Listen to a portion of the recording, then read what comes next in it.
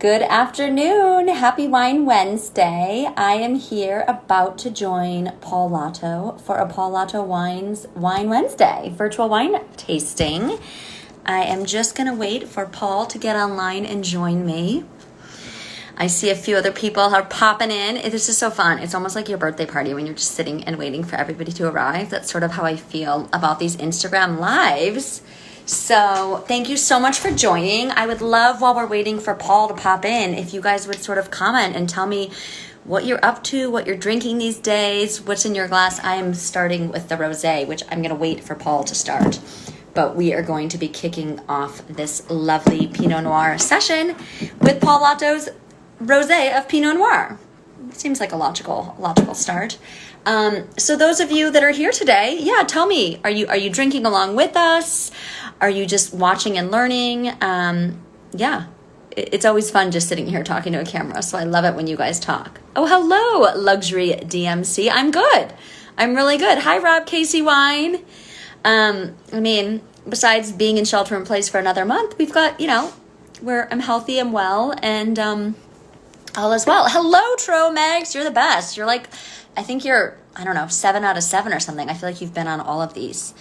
And just a friendly reminder, if you guys feel free to put stuff in the comment section where you're doing it right now, but if you have an official question, it's always helpful if you put it in the question section, because then I can sort of pop in there. And let me see if I see Paul Lato Wines. Not yet. Okay, so we're still waiting for Paul. So those of you that are here today, yeah, tell me what you know about Paul Lato Wines. I'd love to sort of understand our baseline. Anybody here? Oh, hello, Iron Bug from Minnesota. I hope you're not freezing your buns off there. Yeah, tell me what you know. Who has enjoyed Paul Lato Wines besides me? Anybody else? So they're incredible. Oh, there's Paul. Okay, let me invite Paul on. Okay, Paul, we are going to screen share. Perfect. Oh, boop. Okay. Okay, give it a minute, and Paul will be here right with us. Oh, this is always. Oh, hello. Good afternoon. Oh, here you are. All right. Let me turn my volume up. I accidentally froze the screen when I was trying to do that. All right. And I wore your favorite dress just for you. It is a beautiful one, but I want to see more. Just not just. Well, this is what we got right now. I'm sitting in my dining room / Instagram live wine library. Here's my wine fridge. You'll see. And yeah, very fashionable. Well, thanks. I mean, the last time I saw you, which is very fitting, it was like the week before shelter in place. We were enjoying your beautiful wines in San Francisco, and I wore this dress, and you complimented me. So I always remember when people have a favorite outfit of mine. Well, thank you very much. It is my favorite dress of yours. Well, how are you? Happy Wine Wednesday. Thank you. I'm fine.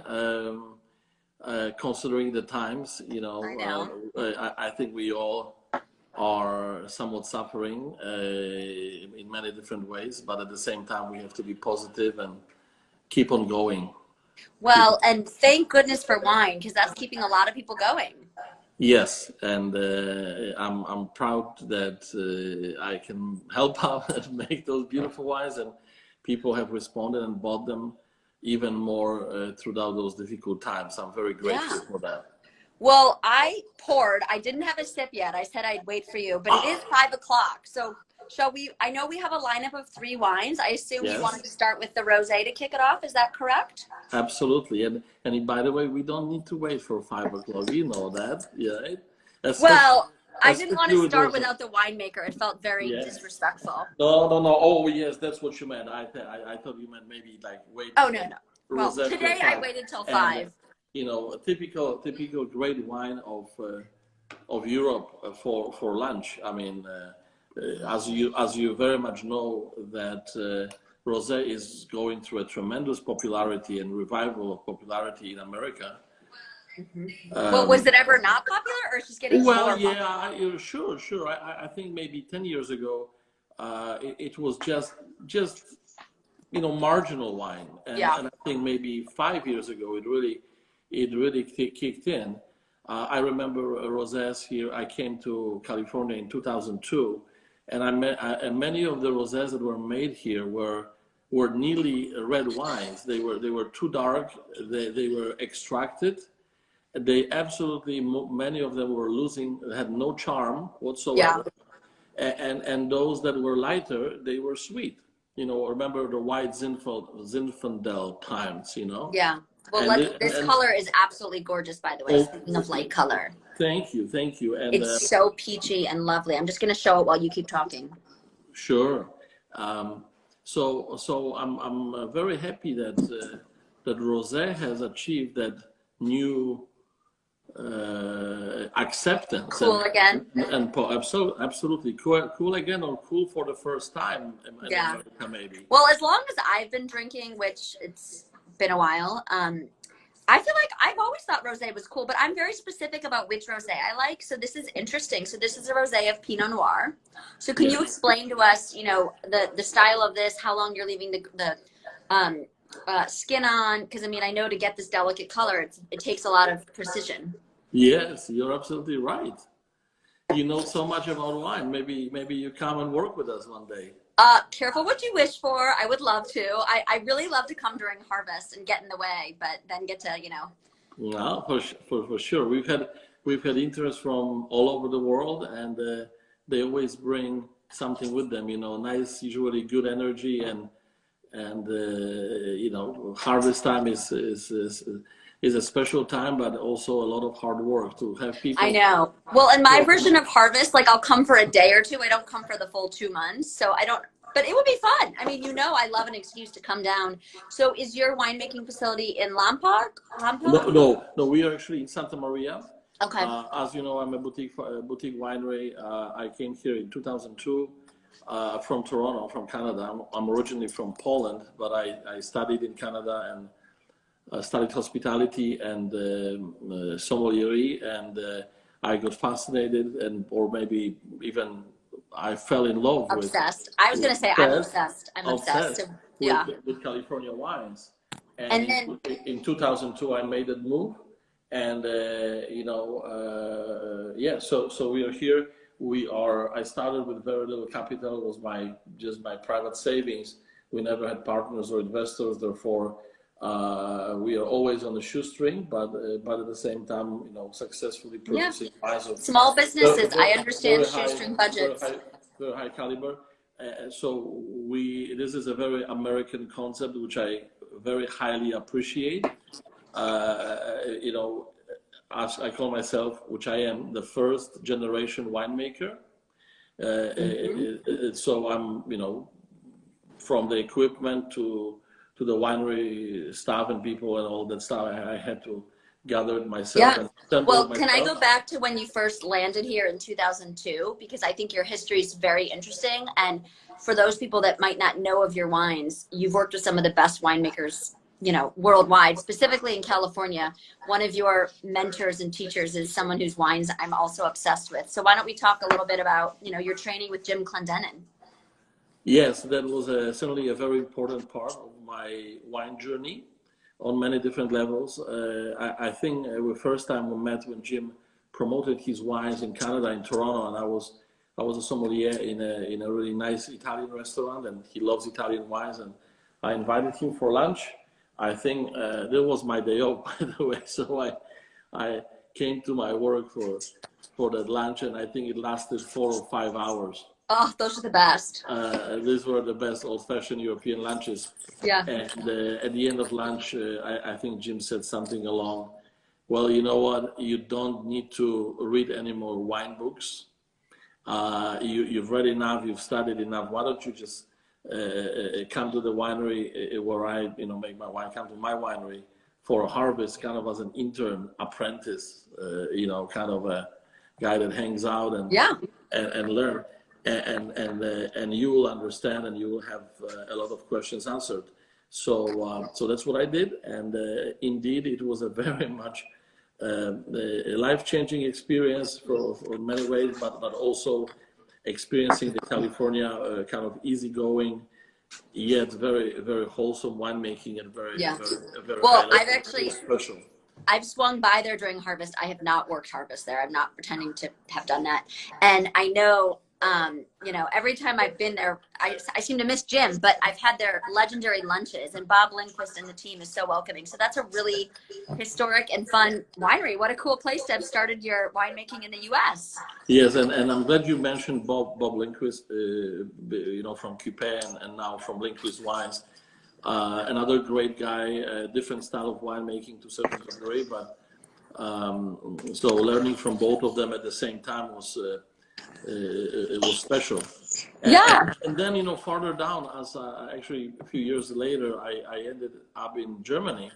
Wow, I don't know if I knew that. And worked for another legendary winemaker. Unfortunately, he passed away a few years ago. Fritz Hasselbach of Gunderloch Estate in Rheinhessen.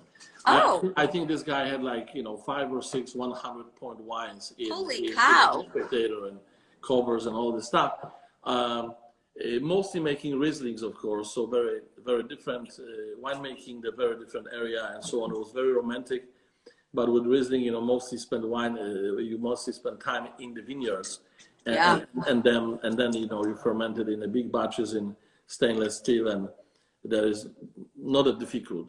Yeah, well, and that's such a cold climate, right? In Germany? Cool climate, absolutely. Yeah. Beautiful wines. So this was it, and then you know, after September 11, remember what was happening when? Yeah, I was in New York for September 11, so I remember vividly. Such a tragic thing, and at the same time, you know, many people lost jobs, and I was one of them because the restaurant almost stopped. Just like right now, very similar. Yeah.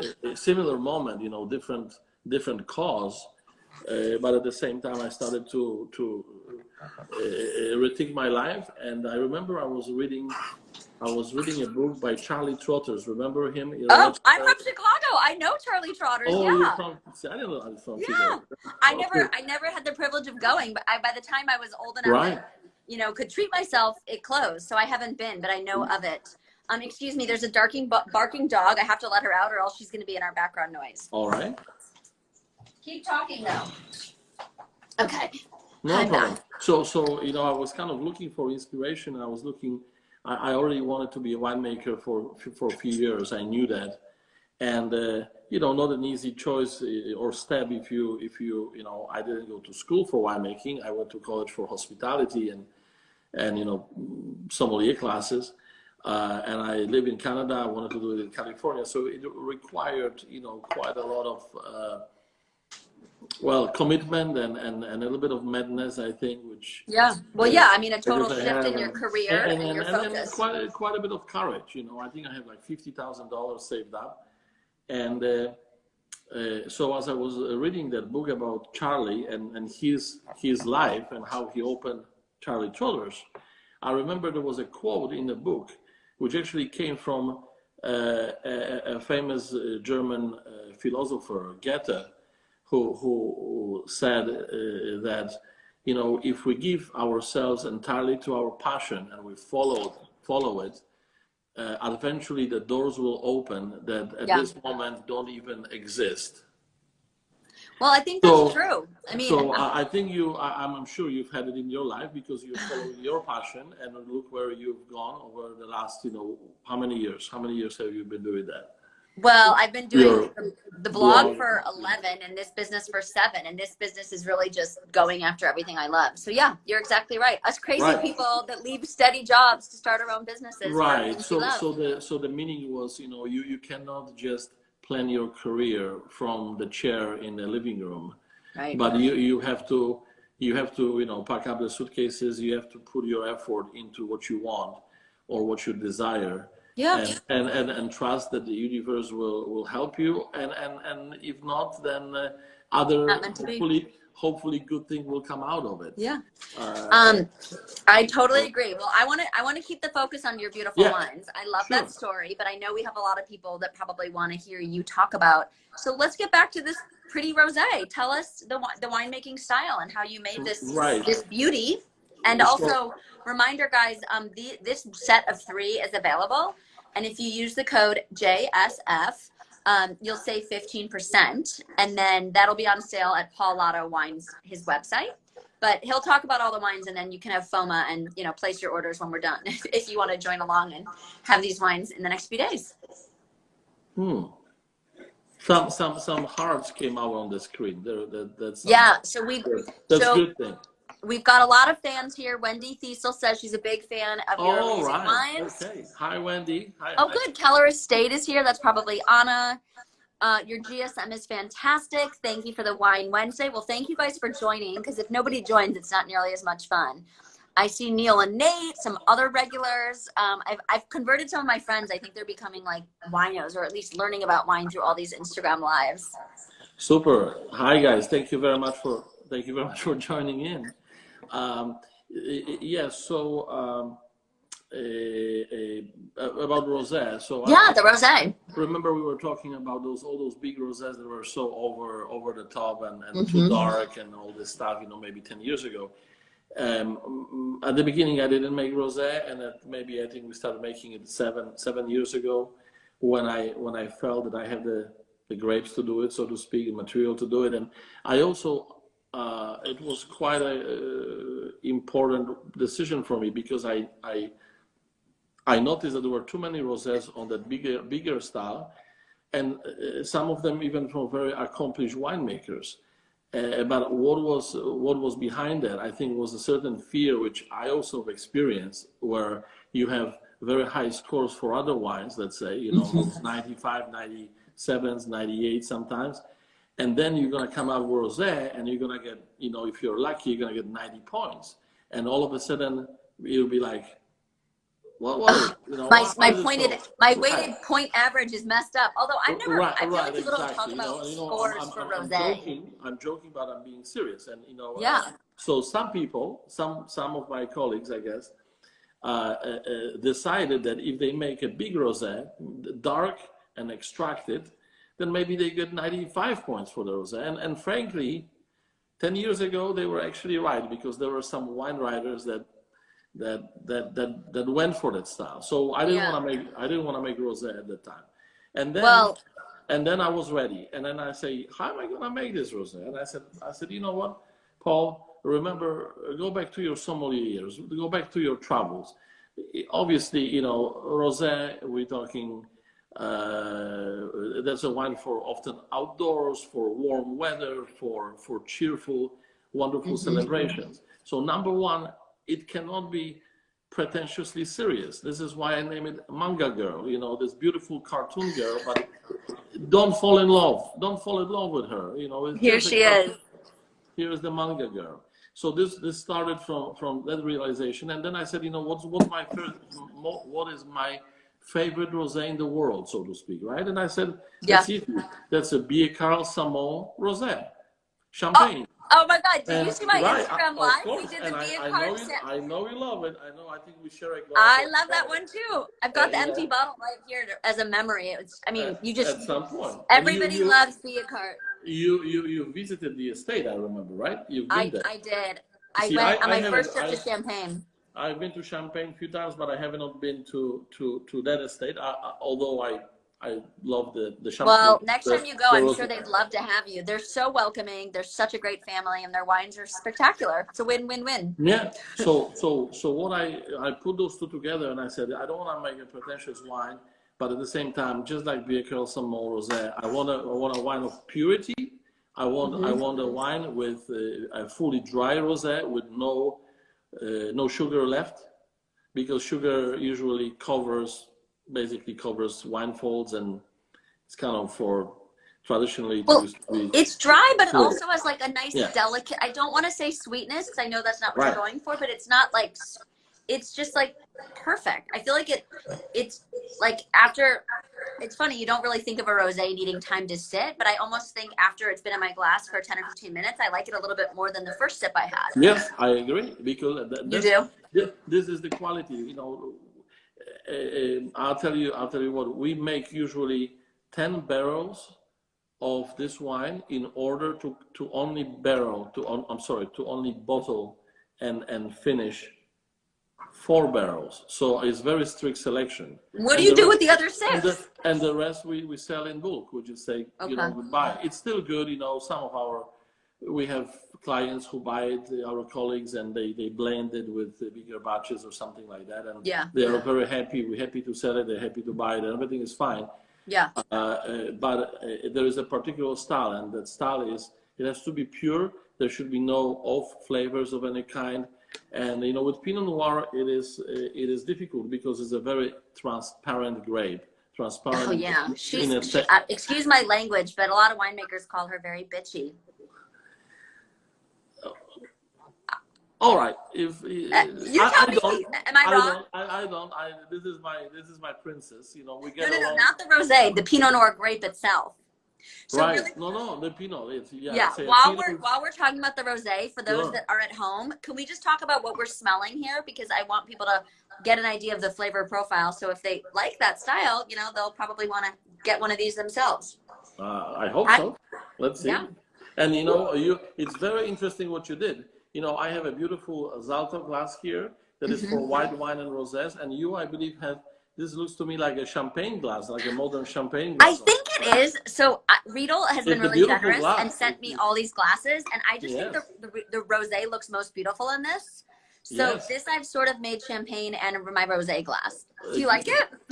Great choice. Cheers. Let's smell it. Let's smell it. I smell like. Well, I'm going to let you go first. No. Please go ahead. Like subtle peach, just very delicate.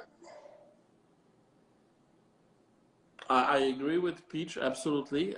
I also see here nuances of wild raspberry. I have a little bit of watermelon, just a touch.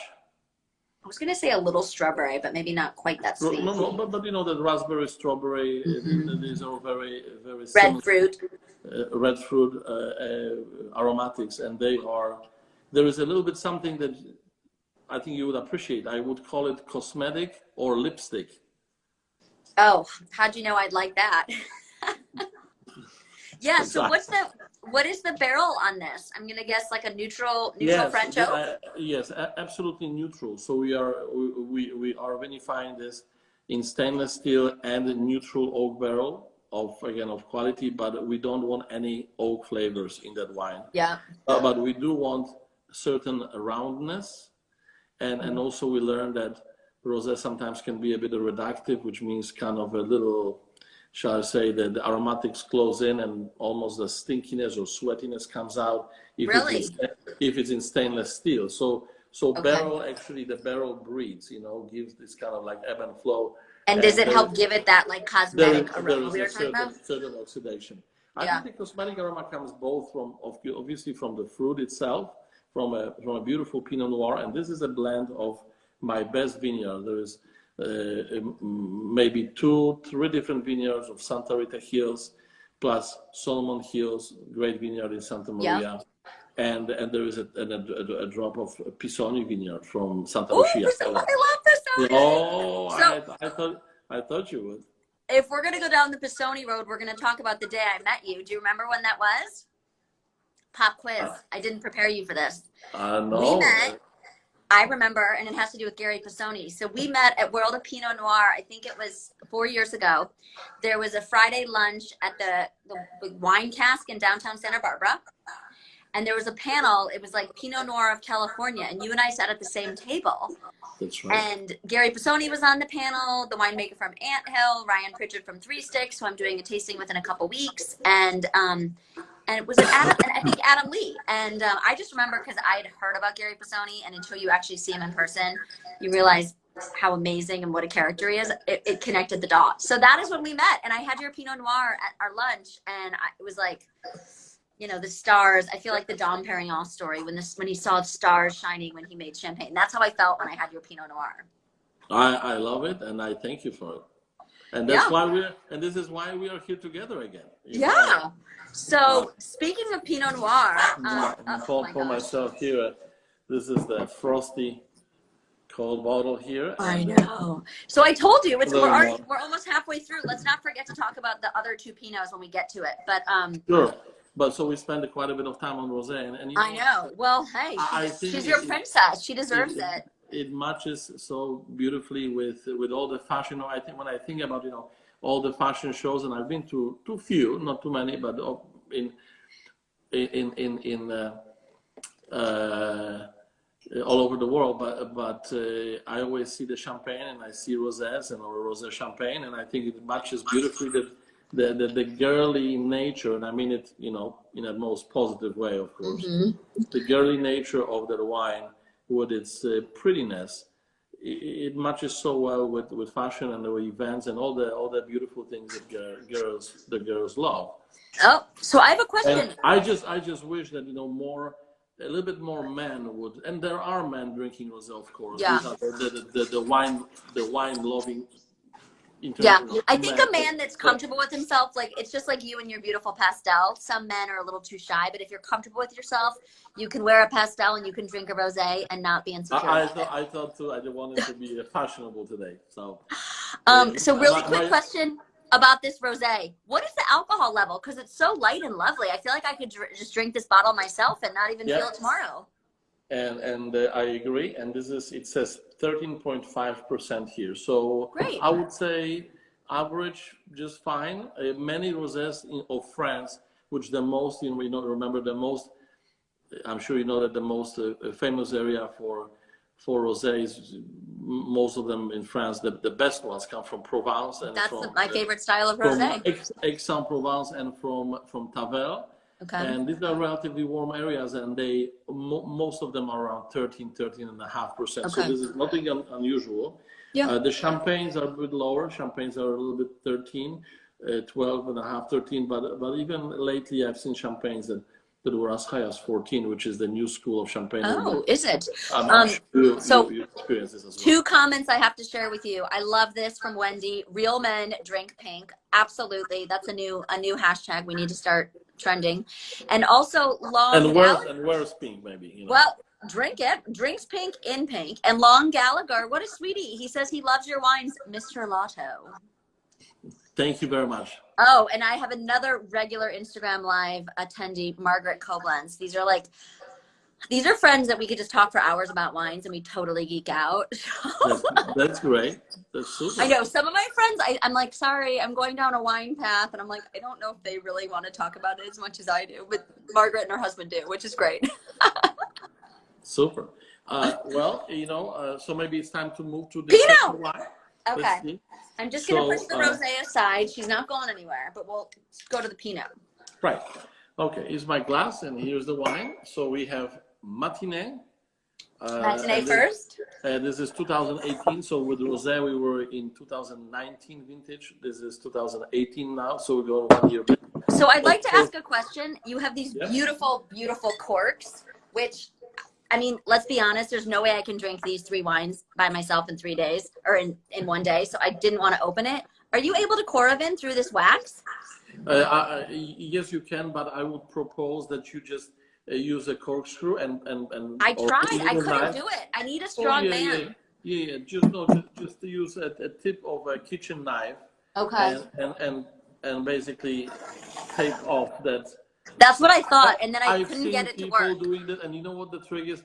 I opened all my 3 bottles by imagine the wax will be here, and often it is rather cool because the wine is from the cooler. So put your thumb on it and rub it a little bit, and basically with the warmth of your finger, you bring that wax to a little bit higher temperature, and there is immediately becomes so much more giving, and it's easier to either remove it or with corkscrew go through it. Some of my friends, I know they Coravin through that wax. I know. I was like, this is risky. I might break my Coravin, but I tried it. I prefer to just take it off. Okay. And then you see the cork, and then you go through the cork. Okay. So I have a question for you. What is? I mean, I know it's beautiful and elegant. Why put the wax on the top? Well, it goes to the times in 2002, 2003, when I was 2003, 4, when I was bottling my first 6 barrels that I made. Yeah. And I had a very beautiful bottle which I'm still using right now. This is a French design, used to be made in France as well. The last few years, I think we are buying it from is only made in Mexico by the French company, but it's still very very pretty without being too heavy. However, it requires, there was no standard capsule for the top. The way to put a capsule on it. Trying to get a picture of me holding the bottle, and I accidentally shot the screen off. Smile, Paul. Okay, it worked. So there was I don't know if you know this. There was no cup. I'm sorry, go ahead. Well, this is going to go on YouTube, so we need an image for the video. So that's going to be the image. All right. Anyway, sorry. Back to your so I couldn't buy the capsule. It has to be made specially, in France or whatever. And the minimum was like 10,000 capsules, which was my production for hopefully for 10 years forward. Yeah. And I didn't have money, so what I decided to do, rather than waxing the very top, because I didn't like this, it was too difficult to open. I envisioned this little dot, and now every year as we wax this with a teaspoon. So last year we poured 48,000 teaspoons, thereabout. I think we are making around 4,500 cases of wine. Oh wow! So with those, we go a little crazy with that pouring party, which takes. I just tried to get it out. It's so hard to get the Coravin out of a bottle. But let's start. Yeah. So let's try the Matinee. Talking about the wine. So Matinee is the wine that I envisioned and originally made exclusively for restaurants only. Okay. So these were selected barrels. It is a Matinee wines, which I have Pinot Noir, Chardonnay, Sauvignon Blanc, and GSM, and Grenache even. So these are the barrels that are always softer, a little bit lighter, and they're never really single vineyard, but the blend of several vineyards. So once we have those softer barrels, wines, barrels that have wine that is softer, yeah, we blend them skillfully and make silkier wines that are easier to drink. And of course, this is something that the restaurants appreciated. Yeah, it's very approachable for somebody you don't have to age it. You can age it for 2, 3, 4, 5 years, no problem. Especially the reds. However, they are quite approachable early, and then they very easily kind of continue evolving, and many of those are served by the glass. Yeah. Of course, the price is also lower. It's roughly. I mean, I could drink all of your wines daily, but especially if this price tag's a little bit more approachable. I mean, let's talk about the nose on this, because talk about beautiful. So I always like to say, I feel like Santa Rita and Santa Maria have some of the most aromatic Pinots. Like when I'm tasting a Pinot blind, when I'm sharp and I'm on my game, I think you guys have the most aromatic Pinots, like even more florally than a Russian River. And this, I absolutely agree with you. I think this is so typical for your region. I just want to wear this as perfume. You should sell this aromatic to Joe Malone. Super. So like this, and yeah. It's like roses. I love perfumes. I love to smell them. I rarely use them because I'm in the wine business, so it's difficult because you don't want to be smelling perfumes when you go to the wine tasting or around barrels and such. Yeah, I'm sort of the jerk that still wears perfume.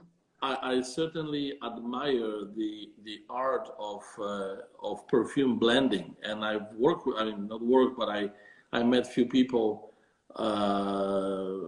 here in America and in France certainly, who just have this amazing ability to smell things and then put things together to come up with complexity. So I try to recreate the same system when we blend barrels and when we blend. Would you be able to share which vineyards this goes into this blend?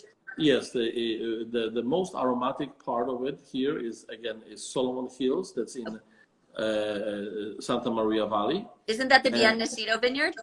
It is owned by Biennecido. Yeah, absolutely. By the Miller family, which owns the Biennecido as well. A beautiful property, and the wines from there really have that primary Santa Maria strawberry, but they also have the complexity that the French love in perfumes, because there is a kind of a forest floor, and there is secondary and tertiary aromatics that come up with there. So this is one of the vineyards, and the The other two from the area are from Santa Rita Hills, and that's Zorovic, which is, again, it has strawberry, raspberry, a little bit darker fruit, maybe even cassis, just a tiny bit of and red currant. Where's the Zorovic? Where in Santa Rita is Zorovic? Yeah, Zorovic is almost in the heart of Santa Rita Hills. If you know, for sure you know the Melville. Yeah. Tell me the neighboring vineyards. I've probably been there. Melville Estate and Zorovic. Oh, yeah, love Melville. Yeah.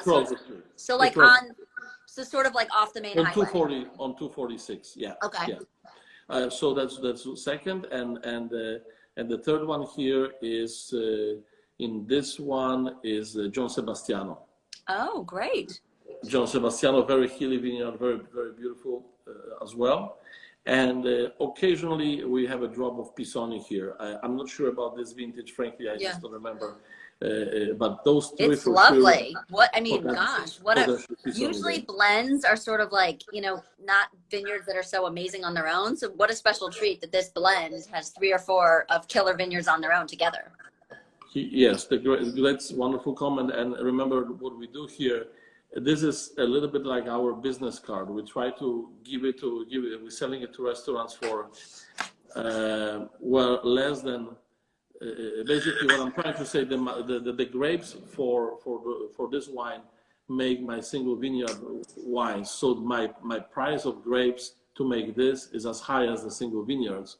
Right. And the price is half. Therefore, our winery profits are way smaller on that. But because of that, what we try to do, we try to make the best possible wine in order to entice people.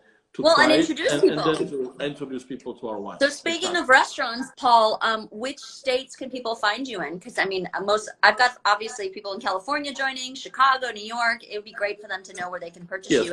Obviously online, but if locally too.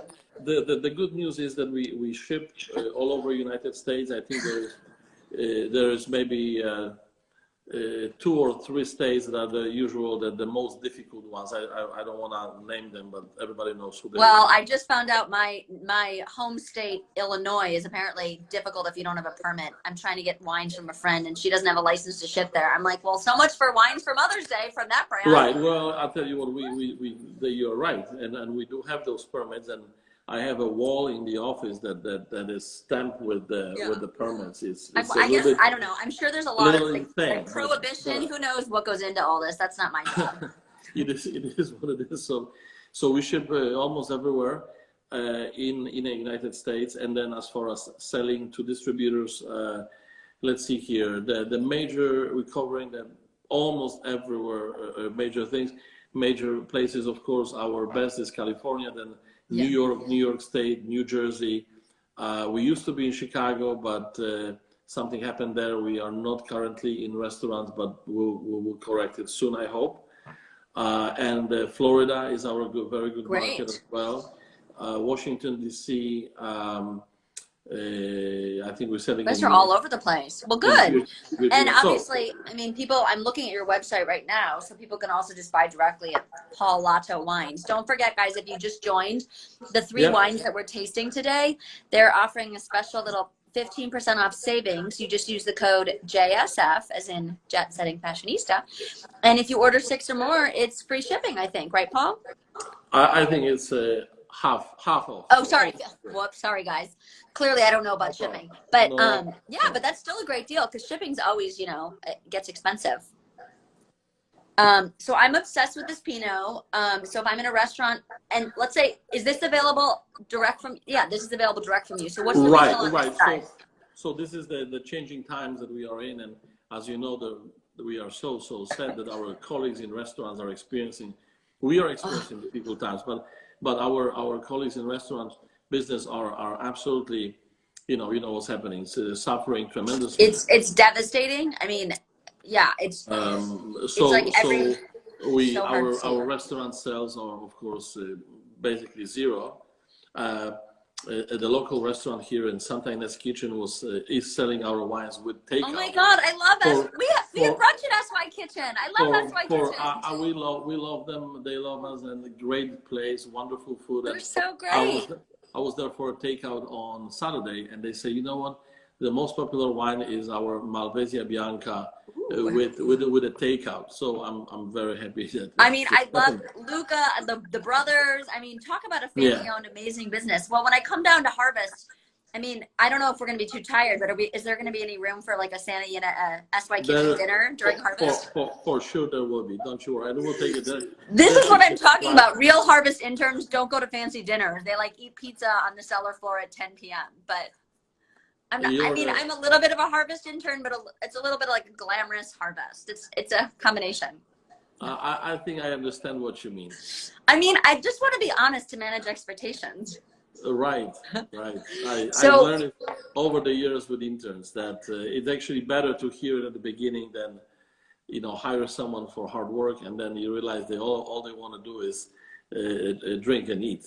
Well, I'm a hard worker, but I also have back issues, so I can't do a lot of heavy lifting. But anyway, this is really exciting. We have apparently your #1 drinking fan in Wisconsin. I love this name more than required. So you guys are in Wisconsin, or she just has great taste, or he, and has bought your wines and shipped to Wisconsin. Way to go. He must be a cheesehead. I love Wisconsin people almost as much as Illinois people.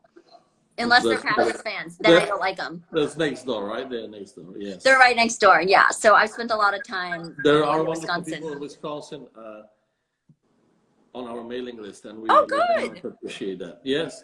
So any more questions about this? I tell you what, in Burgundy, there is always this belief that Pinot Noir doesn't blend it easily, and that's true. But this is mostly based on their belief in terroir, which of course it does make sense, but I think it's a little bit different here as we try to make blends with for the Matinee cuvée here. We realize that there are some vineyards that don't like each other, so to speak. Oh, really? Oh, that would be so fun to blend and find out. You can take a good barrel from one and good barrel from the other one, and you put them together, and you're not achieving a good result. Yeah. As a matter of fact, the wines are, So actually, Paul, that gave me an idea. Maybe I should come down when you blend, because I went on a SOM trip to Santa Lucia Highlands, and I was one of the top 3 people to win a blending contest. So I think I have a little knack for blending, so maybe that's where I can join you. Anytime, either harvest or blending. You're welcome all the time. Okay, good news. That guy from Wisconsin is a Bears fan. Thank God, not Packers. Well, as long as he drinks wine, he's fine with me either way. Yes. So in closure here about this wine. So we know which vineyard kind of work together and which don't, and that's what we explore here. So it's a pretty wholesome product, and we are proud of it. Several restaurants, high-end restaurants, were serving this wine by the glass until it's beautiful. Last few months ago when things stopped, but things will come back to normal eventually, hopefully. Yes. So I'm changing my glass here now. I'm going to the big Zalto glass here for Pinot Noir. Oh, okay. Well, I have a different glass too. You're going to be excited.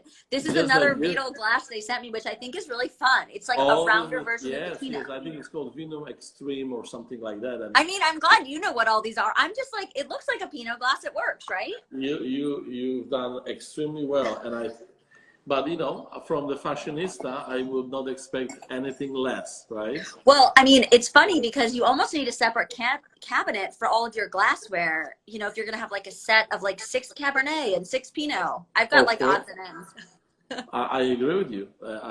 This is my cabinet. You cannot see it. It's my window here, but on this side, I'm facing my wine cabinet. And I tell you, I have the blend of Rita and Zalto, and they are both, as you know, big. They take a lot of space. But that's okay. We love what we do. Therefore, I mean, I'm not complaining. I think it's great having all these fun glasses to play with and to taste with. So, yeah. So I think we are on the Gold Coast, correct? I'm going to give everybody a visual of what we've got next. Yes. Yes, it is. Exactly. That's what it is. So we have the third wine here. This is our Pinot Noir from Santa Maria Valley and from a single vineyard called Gold Coast. And as all wines that we make, we give the wine a kind of imaginary name. This is my first wine that I made. Starting in 2002 was my first vintage. Wow. And I specifically named this wine Duende. So if I may, let me pour some here. Definitely a different nose. I think Santa Rita versus Santa Maria are like so different. Once again, you are absolutely right. They stop it, Paul. I mean, if you're right, I'm gonna say you're right. And, okay. And you are correct. In Santa Maria, we have that very aromatic, somewhat lighter style of Pinot Noir. In Santa Rita Hills, the wines that are best from there have the best of both worlds, and I hope my wines are that. I hope they belong to the category, which means they have beautiful aromatics and beautiful, quite powerful textures and structure. However, it's easy to get structure in Santa Rita Hills. The wines are naturally bigger, but it's much more difficult to get balance and certainly the perfume. Okay, so in Santa Rita, it is? In Santa Rita, yes. I think. Well, you nailed the perfume on this one. There's nothing left. Wow. All right. Well, thank you. So here's our Duende Gold Coast Vineyard. Yeah. This vineyard, by the way, this is a unique vineyard because for many reasons, but it's also over 30 years old, 30-year-old vines. Wow. Is that old for Santa Maria? This is old for New World standards, okay. Almost anywhere in New World, besides maybe some, vines in El Dorado County, some in Australia, or usually Carignan or Grenache or Syrah that can live for 100 years. But 30 years for Pinot Noir, is old. Yeah, I mean, it's like Zin. Everyone talks about old Zin, but I guess you're right. Pinot, you don't talk about old Pinot. There is one more thing that is very unique. As you know, nearly every vineyard in America is nearly planted on American rootstock, and then it has the top is the French Vitis vinifera. In this case, this is just Vitis vinifera. So there's all the French vine, including the rootstock. So this is, we call it own rooted, which so this wasn't impacted by phylloxera? Well, it's not impacted, which is a bit of an miracle. But I know why they did it, because it is a very sandy vineyard with very fine sand. Phylloxera doesn't survive in it most of the time. So you're tasting something that has not American rootstock, so it makes it a little bit different, a little special. Oh, well, it tastes beautiful. I already took a sip. Sorry, I cheated. Matinee clone also. Okay. This is a little bit of a dinosaur, because many of those vineyards in Santa Maria were replaced by new Dijon clones like 115, 667, 777. This is 100% Martini? 100% Martini, yes. Sometimes I think that maybe part of the reason I like Pinot Noir so much is because one of the clones sort of has my name. Emily Martin, Martini clone. Do you see it? Right, I can see it. Yes, sure. I don't know. Very perfumey, right? You can see that, right? Perfume. Well, yes, but like very different from the last one. Perfumey, but like also like I taste more. I mean, I smell more of like the earthiness, but then the taste is great. So there is the fruit at the beginning, a little bit of strawberry maybe on the up front, and then exactly that a little bit of a forest floor. The French call it the sous-bois, forest floor. The earthiness comes out, and here in North America, some people like it, some people don't like it. In Europe, especially in France, it is quite highly regarded. And as a matter of fact, last year I sold my first half a pallet, I think, so little, but still it's important, to France. And this was one of the wines they chose because they really liked it. So talk about a compliment. The French buying California Pinot to import to France. Right. So I know that one of the Yam Cha restaurant, the one that is featured on this is a female chef that is married to a Hong Kong restaurateur, Oh. and they were both on the Netflix. Not you can still see this. So this was one of the restaurants. Oh, the chef series on Netflix. And chef series, and I had a phenomenal meal there last year. It was just amazing. I was planning to go in June and do a big tasting there because they asked me to, and I said yes. And unfortunately now, of course, we had to cancel this, but I hope it's gonna happen. Yeah. So is it in Paris, the restaurant? Yes, it's right downtown. I forget which arrondissement it is. Okay. Well, next time I go, I'll check in with you because I was planning to go back to Champagne in November as well. I'm making it an annual trip, but that's not going to happen until 2021. Yes. So Yamcha, remember, it's a walking distance from Notre Dame Cathedral. Oh, so very much in the center. Great place. Well, I'm really happy to hear that because when I was in Paris, the first thing I would do would be before they gave me the menu, I'd ask for the wine list. And I was extremely disappointed the representation of California wines in Paris. And people were like, well, why would we have it? We have French wines. And I'm like, expand your horizons. We have it really bothered me. And I mean, obviously I'm not going to drink California wines in Paris. I can do that at home, but I wanted to see the representation. So that restaurant is on to something, having some beautiful California wines on their menu.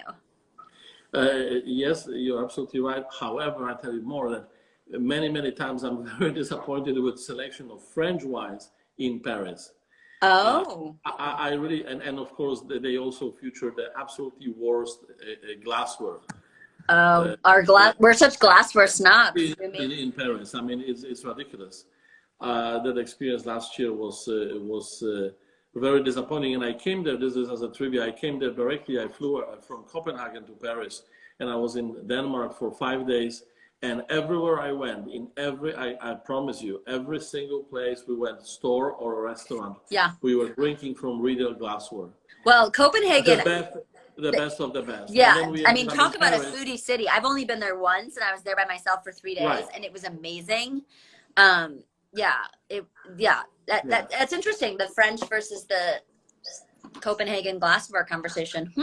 Yeah. However, I must to be honest with the French, the food in every place I went, and we chose pretty well. The food was pretty much outstanding. So, we forgive them. Funny story. When I was in Paris, my first trip, I ended up pulling out my back, long story.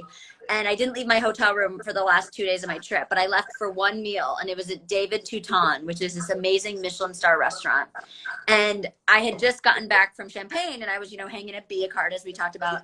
And they welcome me, and this is just, they're so glamorous in France. They welcome you just, with a glass of champagne from Be a Cart, and it was the Be a Cart Rosé, and I was like, oh my God.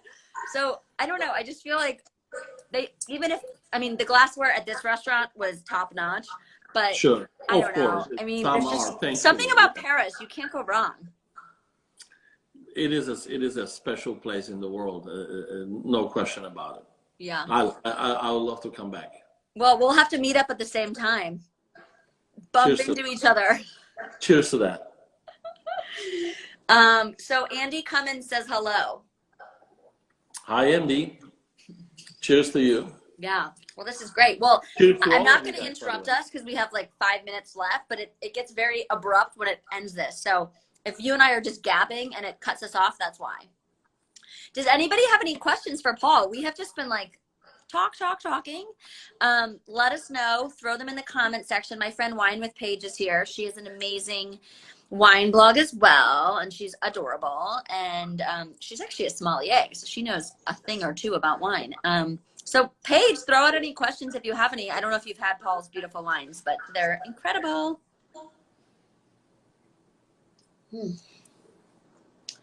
Wow. So was I supposed to hear Andy or someone there? No. No, they can't talk. They can just comment. I see. Oh, he wants to know about your brown Prada hat. I'm learning about all those new things over the last couple of weeks, and it's like, wow, this is amazing. I know, it's crazy. I thought I'm not gonna like it. Now I love it. I told you, like people are like, 60 minutes is a lot. I'm calling you on Instagram yourself. I'm gonna calling you in the middle of the night tonight. Say me? Something comes to my mind. I'm gonna say, Well, luckily I sleep with my ringer off, so don't worry. You can call me at all hours. I'll get back to you in the morning when I wake up. Yeah, what about this brown leather Prada hat? Do you have that, Paul? What is he talking about? I'm sorry, say again? Apparently you had a beautiful brown leather Prada hat that Andy saw you in at World of Pinot. Remember Drake Wines? You know, I don't recall. I think it's Hermes. Actually, I must Oh, say. Hermes. I don't think it was Prada. I don't. It's French not my versus style. Italian. Well, close enough. I'm impressed. Yeah. This sounds like If a guy that wears pinks and drinks pink if he noticed I, Hermes or Prada. That's amazing, Andy. I should have been that. Occasionally, I splurge on little item like this, you know, to cover my head, and that's about it I can afford. So Yeah. I like it. Yeah. I'm still using Pinot it. Fest, he said. Andy, by the way, if we're talking about Pinot, I hope you know about Pinots and Plaid. Actually, I should probably tell everybody. So, guys, That's right. those of you that don't know, I am the brains behind Pinots and Plaid, which was a luxury Pinot Noir event held in San Francisco in October. It was going to be held again October of 2020, but with the current situation, it is not going to be held in October. Well, I'm going to be pushing it back to 2021. I don't have a date in mind. And I think it's probably just going to be a way smaller, more curated version. So instead of 25 wineries in a room together with 500 people, maybe we'll have 5 or 6 wineries one afternoon, a very small VIP dinner with winemakers like Paul, and just keep it like intimate so everybody feels safe and comfortable and, you know, nobody's at risk.